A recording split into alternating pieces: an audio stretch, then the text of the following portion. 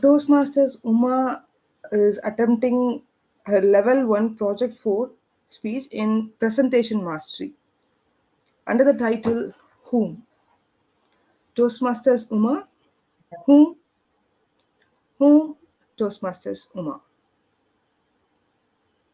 Thank you, Toastmaster of the day. Whom? Whom? Whom? I'll come back to you on that later. Before that, let me tell you about the story of Ramesh. Ramesh is a graduate. On the day of his graduation, after getting his degree, he came out of the college. A man just amicably approached him. He looked like a businessman and he emitted the aura of success around him. Ramesh looked at him with wonder, awe, excitement. How come such a big guy coming and talking to me? He looked at him. That man pointed a square to Ramesh and said, "You stand on inside the square for 2 hours. I will give you 500 rupees." Ramesh first thought it was some kind of a scam. He was hesitant to accept that offer. The businessman looked at Ramesh's hesitance and then he said, "Okay, I'll find some other person." And he was about to walk away. Seeing him walking away, Ramesh thought, what is there in taking a risk? Why don't I stand at that square? It's just a matter of 2 hours, right? I accepted that offer and he stood there in square for 2 hours. At the end of 2 hours, the businessman came, offered that 500 to Ramesh. Ramesh was very happy to earning that money very easily in a span of 2 hours. Now the businessman added a stipulation. If every day you stand in the square for the whole day, I will give you 2,000 a day. Ramesh was so surprised. Such easy money? 2,000 a day? Just for standing in that square? Ramesh was so happy when he accepted that offer. From on that next day, he was standing in that square for the whole day.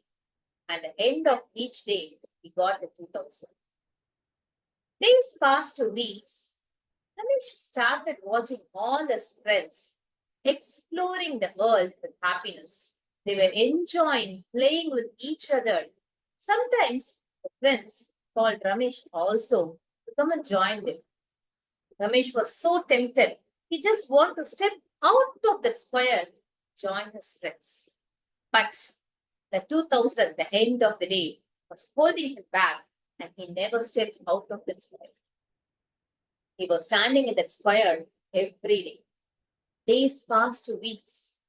Weeks passed to months. Months passed to years. Ramesh was still in that square. He saw his friends exploring, enjoying outside, having an euphoria of life. But he never thought of stepping out that square. After many years, Ramesh thought, why don't I try stepping off that square? What is it there to lose? Stepped out of the square and started exploring it. He saw the world has changed very beautifully. He saw what all the things he missed, saw what all the things he never dared to accept, just flourished them. My dear friends, we are all like that Ramesh in our life at a certain point of time. And that square is nothing but criticism of others, opinion of others.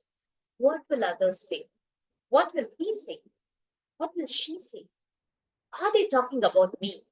And that opinion marked the square and made us to stand the place where we are, not daring to take a step outside of a comfort zone to explore new things. That fear held us back in the same square and not allowing us to try new things which we can experiment and discover whether we are capable or not.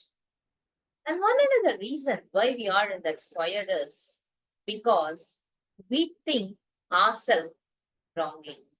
How?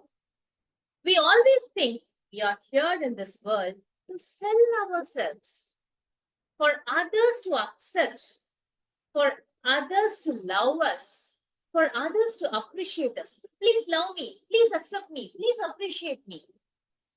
But we forgot that we are here to buy our own happiness, by our own appreciation, by our own self-satisfaction.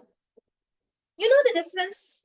When we try to sell, we never bother about our customer, about the quantity or the quality.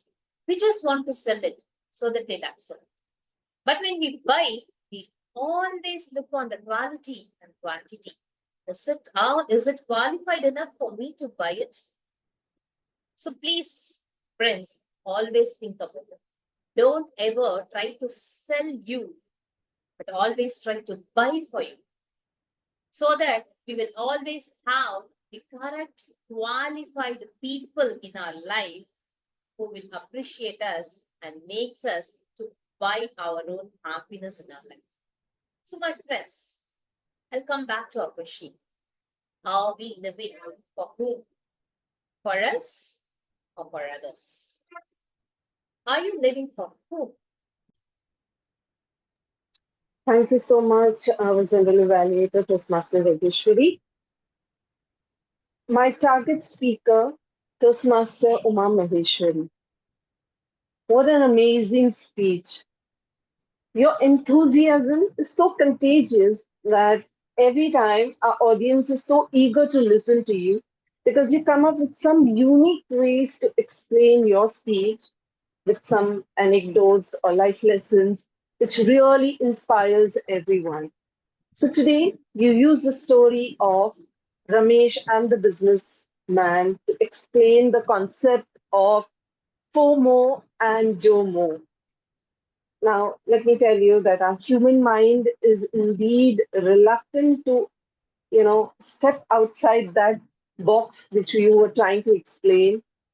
And even though that we are aware that there could be something more outside that box, but the criticism of others and, what will others think about me, all these opinions restrict us to explore.